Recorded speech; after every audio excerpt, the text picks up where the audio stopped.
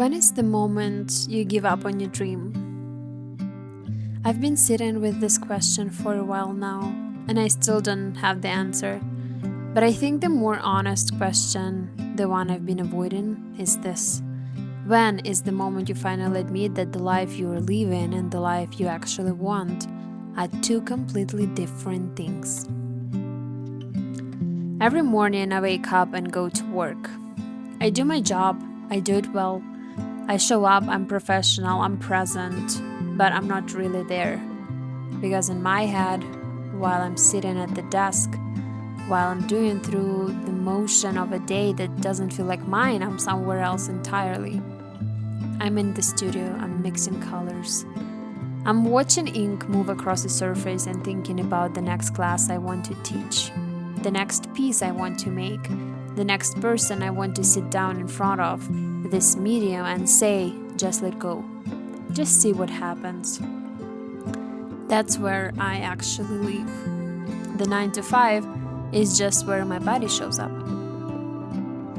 And here's the thing about living that split every single day.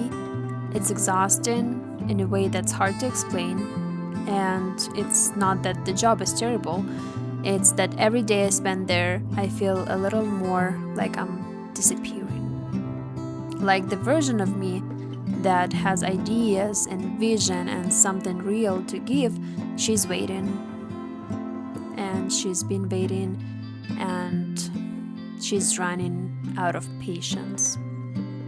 I'm 27, and I know how that sounds. I know some people will hear that and think, you have so much time, relax, what's the rush? But I don't feel that. I feel the pressure, real pressure, and it gets heavier every year and not lighter.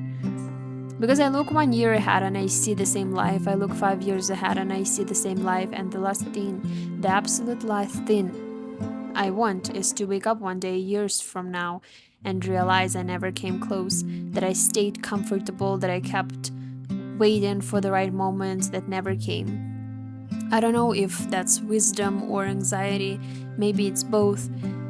Maybe it's some kind of crisis at 27 that nobody talks about enough, but it's real and it's mine.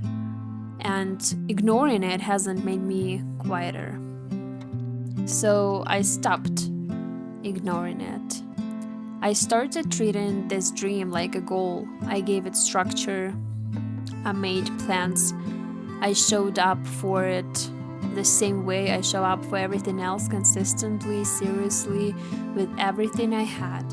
I did pop-up show, I built a presence online, I did private sessions, I started studying coaching, I thought about art therapy, I thought about what it would look like to actually build a life around helping people through art, not just making it, but using it as a tool for something deeper. And then I found a studio and I booked it, 2 masterclasses, 1 daytime session, painting flowers with alcohol ink, soft, detailed, something people could take home and feel proud of, and 1 evening session, large scale, abstract, expressive, the kind of painting where you stop thinking and just move. I prepared everything. I believed in it. And I had reason to believe in it. The last time I ran a class, it was a bachelorette party, a group of women who came in loud and laughing and not really expecting much, just a fun activity, just something to do. And something happened in that room. By the end, people were quiet in a different way, not bored, but settled, like something in them had slowed down. And afterwards, a lot of them came to me and said, I didn't expect to feel like this. I didn't expect it to actually help. One woman said that she started to see herself differently because the medium is unpredictable. You can't force it, you can't control where it goes, and somewhere in that process of letting the ink do what it wants, she found something she hadn't felt in a long time. Her inner child, that part of herself that doesn't need to perform, or produce or get it right. It just plays. That's what Alcohol Inc. does. That's why I chose it, and that's why I keep coming back to it. It teaches you something without saying a word. So I had the evidence, I had the feedback, and I had the space booked, the materials ready, and experience designed. I did everything I was supposed to do, and then day after day came, and nobody booked.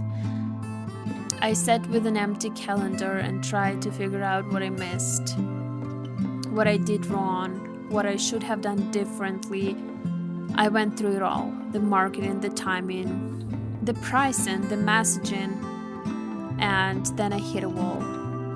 Because at some point, you run out of things to fix and you are just left with silence. I did everything I was supposed to do, and it didn't work. Here is what I've been sitting with since then. I teach surrender. This is literally the philosophy behind that medium.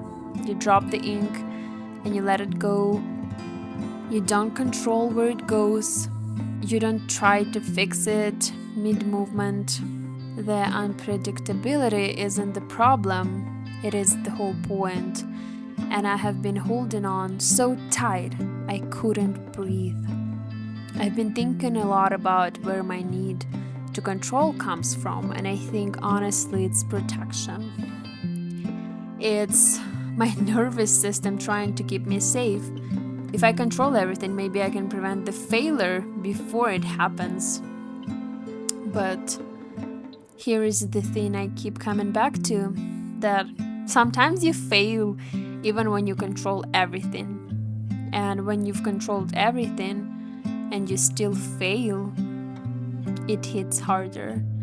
Because you can't point to anything you did wrong. You followed every rule, you did every step, and it still didn't work. So what was the control even for? Where is this line? That's the question I keep asking myself. Between doing everything in your power and accepting that you cannot control whether people say yes. Between being the creator of your life and understanding that other people's choices, other people's timing, other people's readiness, none of that is yours to carry. I genuinely don't know where that line is yet. I know it exists. I know there is a version of this where I work hard and stay open and stop gripping so tight and things start to move. I believe that. I have to believe that. But knowing it in your head and actually living in your body are two completely different things. My nervous system hasn't caught up yet. It still reads silence as failure, and it still treats an empty calendar like a verdict on my worth. And I'm trying to teach it otherwise, slowly, the same way I'd teach anyone sitting in front of the ink for the first time. You don't force it. You don't grip the brush so hard your hands shakes. You breathe. You drop the ink and you watch what happens next. You trust that something will emerge, even if it's not what you have planned, especially if it's not what you planned. I'm still learning how to do that. I'm learning how to want something badly enough to work for it every single day, and at the time, hold it loosely enough that when it doesn't come on my timeline, I don't fall apart. That's the practice. Not just with art, with all of it. With the 9 to 5 I'm still sitting in while I build towards something else. With the classes that didn't feel, with the dream that keeps shifting shape the closer I get to it. I'm 27 and I feel the weight of time in a way I didn't expect to feel this young. And I don't think that's wrong. I think it means I care. I think it means I'm awake. I just have to figure out how to carry that urgency without letting it turn into a cage. I'm not giving up. not even close. But I'm starting to think that moving forward might look different than I thought. Less like pushing harder and more like getting honest about what I'm holding and asking myself what I can afford to put down. If you are somewhere in this too, in this gap between the life you're living and the life you actually want, between trying everything and not knowing why it's not working out yet, between the dream and the plan, and the silence and the plan that comes after, you are not alone. And I don't have the answer, but I'm in it with you, and maybe that's enough for today. Thank you.